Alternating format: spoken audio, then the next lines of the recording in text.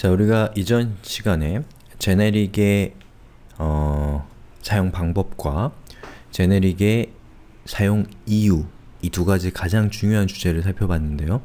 이 제네릭이라고 하는 기능이 도입되면서 이 자바 안에서 여러 가지 변화가 생겼고, 그 변화의 과정에서 여러 가지 보완책들, 그런 것들이 도입이 됐겠죠. 제네릭이라고 하는 기능이 드러나는 걸 통해서. 그래서 저도 이 기능을 공부하면서 느끼는 것이 또 있는 것이, 이 기능 하나가 추가되는 것은 기존의 기능이 많을수록 정말 기하급수적으로 복잡도가 증가하기 때문에 그 기능에 이미 자바라고 한 언어 또는 어떠한 기능에 익숙해져 있던 사람에게 또 새로운 기능이 충분히 왜 필요한지에 대해서 공감하고 있는 사람에게는 별거 아닌 기능이에요. 또 그 기능이 도입돼서 얻게 될 어떤 장점이 너무나 크기 때문에 박수를 받지만, 이 처음 시작하는 사람한테는 그 복잡도가 너무나 힘들 수가 있는 겁니다. 지금 우리는 바로 그래서 힘든 이유겠죠. 자, 그러면 한번 이 제네릭이 도입되면서 발생했던 여러 가지 문제들을 이 언어 설계자들은 어떻게 요리조리 피해갔는가 라는 거를 같이 살펴보죠. 자, 우선 제네릭을 도입하고 나니까 하나의 클래스 안에서 아까는 info라고 하는 info라고 하는 저 필드에 대한 데이터 타입만을 우리가 미지의 상태로 남겨두었는데, 여러 개의 그 필드가 또 여러 개의 데이터 타입이 이 미지의 상태로 필요한 경우가 있을 수가 있겠죠. 보시는 것처럼 이 person이라고 하는 것이 t도 있고 s도 있는 상태예요. 자, 그러한 경우에 어떤 문법적인 차이가 있는가? 그걸 살펴보자는 겁니다. 자, 요거는 코드를 보죠. 자, 여기 있는 코드입니다. 자, 여기 보시는 것처럼 이 person 안에 우리가 새로운 필드를 추가했는데, 그 필드 역시도 어떤 데이터 타입을 확정시키고 싶지 않은 상황이에요. 자, 그런 경우에는 어떻게 하면 되냐? 바로 보시는 것처럼 그 앞에 당연히 이런 걸 와이드 카드라고 합니다. 자, 이렇게 지정을 하는 것이죠. 자, 그리고 여기에 보시는 것처럼 이제 우리는 두 개의 제네릭이 사용이 되는 상황인데, 자, 이런 경우에는 변수랑 똑같아요. 변수가 아니라 메소드의 매개 변수처럼 중간에 콤마를 찍고 t와 s 이렇게 서로 다른 이름으로 구분을 해줍니다. 만약에 둘 다 t라고 하면 얘와 얘를 구분할 수가 없기 때문에 두 개는 다른 이름을 가지고 있어야 돼요. 메소드 입장에서 생각해 보시면 당연한 겁니다. 자, 그렇게 한 다음에 우리가 실제로 인스턴스를 생성할 때는 자, 이렇게 합니다. 자, new person. 지금 에러가 나고 있는 건 상관없어요. 에러가 나는 거 저도 알고 있으니까요. 자, 그 다음에 바로 여기에 위치에 누가 오냐? employee info가 와서, 자, 얘는 employee info가 되는 겁니다. 자, 그 다음에 이 s의 위치에는 int가 와서, 자, 이 id 값은 int가 됩니다.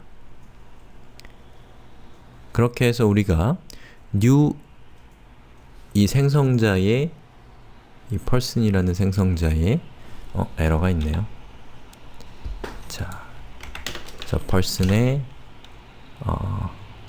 sid 그리고 this.id는 id 이렇게 되죠. 자, 이렇게 해서 여기 있는 new employee info라고 하는 인스턴스가 여기로 들어가고, 그리고 1이라고 하는 기본 데이터 타입이 여기로 들어가서, 자, 얘로 인해서 이렇게 세팅이 되는 것이죠. 아시겠죠? 즉, 이 예제의 핵심은 보시는 것처럼 복수의 제네릭이 필요할 때는 중간에 콤마를 찍어준다. 그리고 서로 이름이 달라야 된다 라는 겁니다. 그러면 여기 있는 t와 s라고 하는 이 이름은 어떠한 기능을 갖고 있냐? 그렇진 않아요. 어떤 이름을 써도 상관은 없지만 약간의 뭐 네이밍 이 소위 컨벤션이라고 하는 뭐 규칙성들이 조금 있긴 한데 그거는 다 관습적인 거고 일단은 보통 제너릭이라고 하면 t부터 시작해서 t 뒤에 오는 대문자들을 쓴다라고 일단은 생각하시면 되겠습니다. 자, 그러면 이렇게 해서 복수의 제네릭이 필요한 경우에 어떻게 하면 된다 라는 걸 살펴봤고 다음 동영상에서는 지금 에러가 발생하고 있는데 그 에러가 다음 동영상 가지 맙시다. 자, 이 에러를 어떻게 해결하면 되는가를 이제 살펴볼 겁니다. 자, 제네릭에 대해서 여러분이 또 알고 있어야 될 특성은 무엇이냐면 바로 여기에 올 수 있는 데이터 타입은 레퍼런스형만 올 수 있습니다. 참조형, 참조 데이터 타입. 그 얘기는 뭐냐? 기본 데이터 타입은 올 수 없다라는 거죠. 기본 데이터 타입은 뭐가 있나요? int, 차, 또는 더블, 기타 등등의 것들이죠. 우리 이전 시간에 배웠었습니다. 자, 이러한 것들은 제네릭으로는 올 수가 없기 때문에 이렇게 컴파일 타임에서 에러가 발생하고 있는 겁니다. 그러면 기본 데이터 타입은 제네릭으로 사용할 수 없냐? 사용할 수 있습니다. 어떻게 사용하면 되냐면 래퍼 클래스라는 걸 쓰면 됩니다. 래퍼 클래스라는 것은 이 기본 데이터 타입은 자바 안에서 객체가 아니에요. 그 얘기는 뭐냐? 객체가 필요한 맥락에서는 뭔가 애매한 상황이 발생할 수 있다는 겁니다. 자, 그러한 경우를 대비해서 자바에서는 이 기본 데이터 타입을 마치 객체인 것처럼 만들 수 있는 객체들을 제공하는데 바로 그러한 객체들을 그러한 클래스들을 래퍼 클래스라고 부릅니다. 래퍼 클래스. 여기서 형 래퍼는 W-R-A-P-P-E-R 스펠링 맞을 거예요. 그래서 우리가 랩이라는 거 아시죠? 랩, 크린 랩 이런 거 나오잖아요. 집에서 포장할 때, 중국집에서 포장할 때 쓰는 게 랩이잖아요. 래퍼 클래스라고 하는 것은 이러한 기본 데이터 타입을 객체로 포장하는 객체라고 생각하시면 됩니다. 자, 그럼 제가 여기에 있는 요 int에 해당되는 부분만 i라고 하고 우리가 얘는 현재 인티저니까 요 int 대신에 이 int에 대한 래퍼 클래스는 인티저입니다.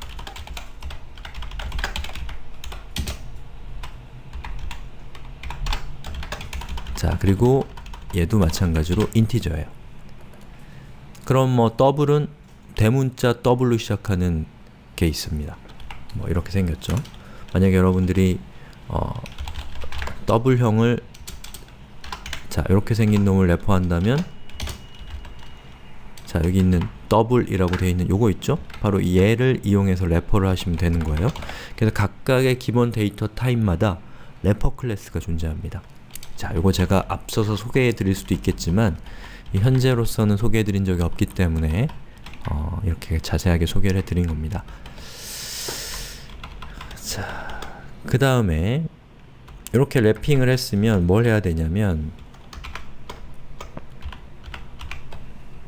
자, 여기에 있는 요 1이라고 하는 이 숫자를 실제로 인티저라고 하는 객체로 만들어야죠. 그럼 어떻게 만들면 되냐? 자, 요거는 제가 id라고 하고요. int id는